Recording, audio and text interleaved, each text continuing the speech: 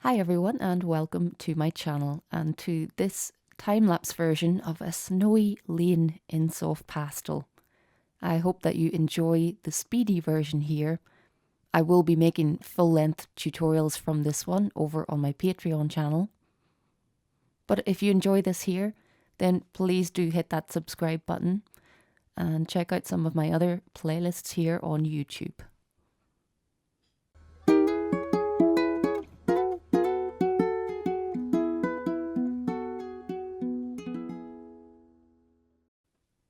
I'm working on pastel matte paper for this one, and it's the warm sienna colour. I deliberately chose a warm coloured paper as, although this is a snow scene, I really wanted to take advantage of that lovely warm light that's hitting the snow. In fact, I want to try and exaggerate that effect in my painting. Now, I've wanted to paint a snow scene for quite a while, both for my own enjoyment and as a demo for my patrons over on Patreon.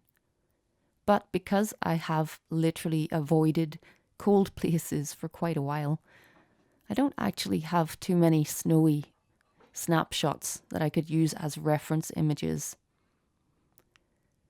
So I put a call out to my patrons and I asked them if they fancied sending me some of their snowy photographs, and this was the first one that I've chosen to work on.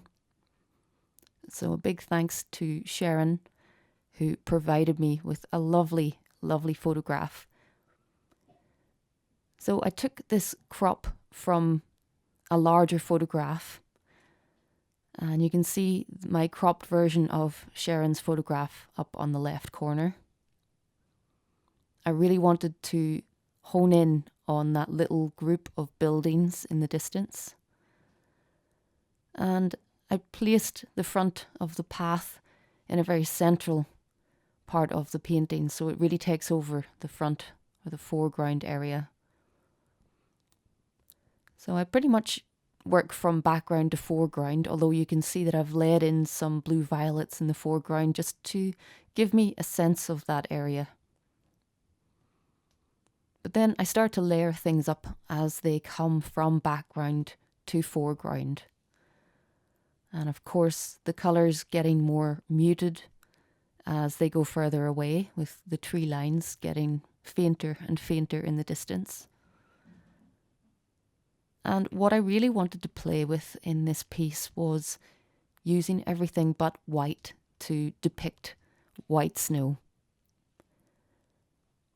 So there is literally no white used in this painting, and it was fun to use a mixture of other light tints.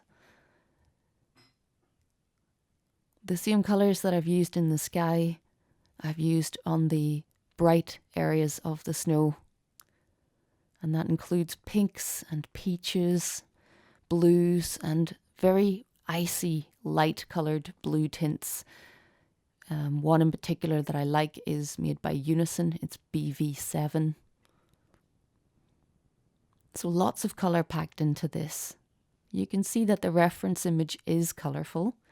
So I'm definitely drawing much of the inspiration for the colours from the reference image. But I really wanted to play with the idea that you don't have to stick to exactly the colours that you see in your reference image. You can heighten things, you can exaggerate colours, and you can go quite a distance away from the actual colours in the reference image.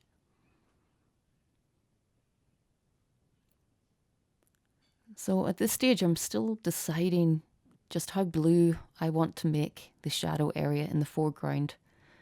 I'm coming in with quite a dull, safe blue-violet tone here, just something, a good dark mid-tone to block in the shapes of the tracks in the snow. And then I've got a really vibrant pink, which I'm laying down on the first layer of a lot of the snow. Now I play about with some different blue violets for a while. I want to make this front area sing a bit more.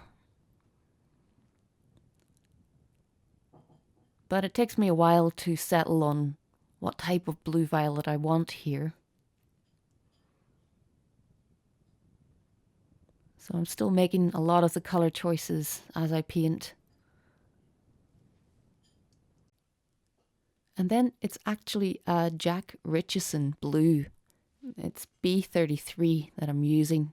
And once I decide on that, I dotted about the background a little as well, just to tie that colour of blue throughout the painting. But that Jack Richardson blue is a beauty. And I decided to make a lot more use of that in the foreground. So I don't always know exactly what colours I'm going to use from the start. I'll pick out a palette of colours to get me started. And I actually have several videos here on YouTube that show you my process in doing that. So how to choose a palette. And I like to do that before I start to paint to give me some direction, some ideas, a good base to work with. But as the painting progresses, I will inevitably make some other choices.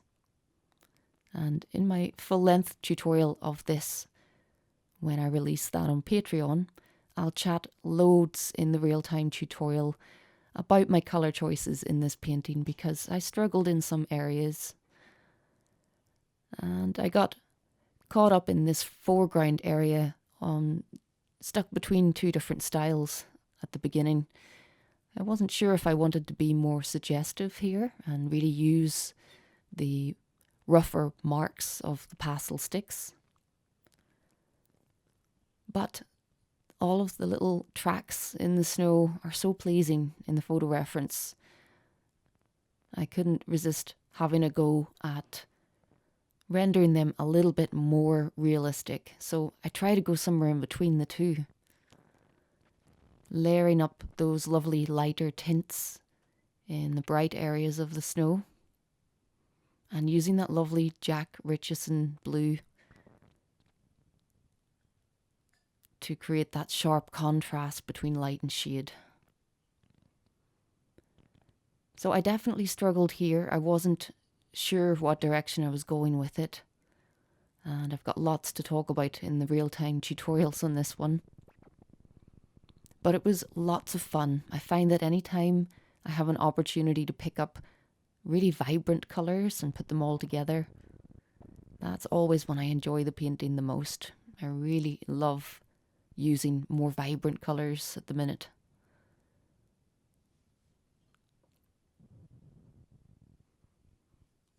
So what I also find tricky here was to try and remember the perspective of the lane itself and to try my best to get some of those shadows from the trees to look like they convincingly go over each of the bumps, and that was really tricky. I found that difficult.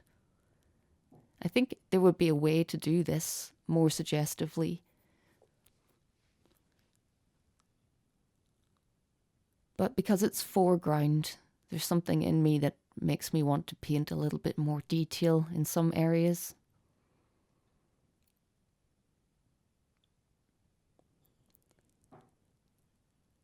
So it's starting to take shape at this stage. I'm starting to feel a bit happier with the shadows on the ground. And I actually made use of one of my pan pastel blenders, this soft tool that you see popping up. And that really helped me to blend some of the shadows a little bit smoother in the foreground and to just shape things a little more, because up until this point, I haven't used any pastel pencil. There's a little bit coming at the end of the painting for some branches, but up until this point, it's all the softer sticks. And so that blending tool is a great way to manipulate some of the pigment that's already on the paper. So you don't have to put it on the paper perfectly. There's still a lot that you can do with the pigment when it's down there. And those little blending tools, this one which has a triangular head on it, that's a little soft sponge. But there are many different things that you can use as blenders. So a bit of time spent on the foreground, probably more than I intended, but sometimes you get a bit carried away just trying to get it to look that little bit more convincing.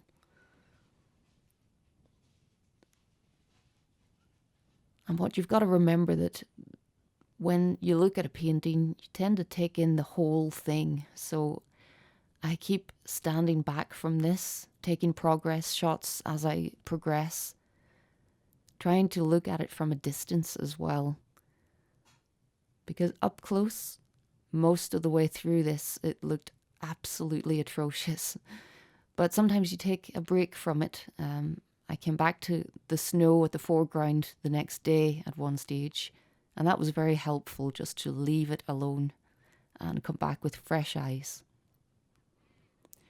So the final dreaded part of the painting actually was trying not to mess up the painting by adding terrible looking branches. And that's something I'm definitely capable of. I find branches really tricky.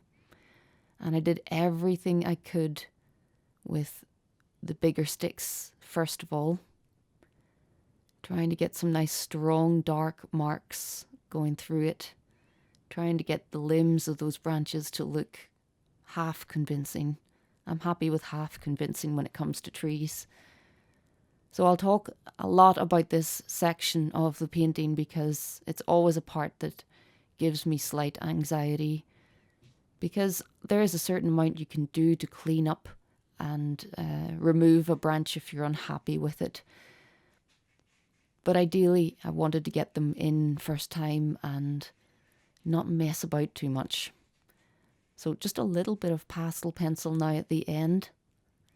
Some of the further away branches or twigs right out towards the ends. And just a little bit more work on the branches here and there to make it look more dense. So a tricky part of the painting, but I was reasonably pleased with how it turned out. I find trees incredibly difficult, so that is something I will talk about lots in the full-length tutorial. And just finally, my tiny signature at the bottom. So I hope that you enjoyed this here. If you did, then please do subscribe to me here on YouTube. And I have some full-length tutorials here on YouTube as well, if you'd like to learn even more. And as I said, this full series will be coming out soon on Patreon. But thanks very much for watching this here, and until next time, happy pasteling.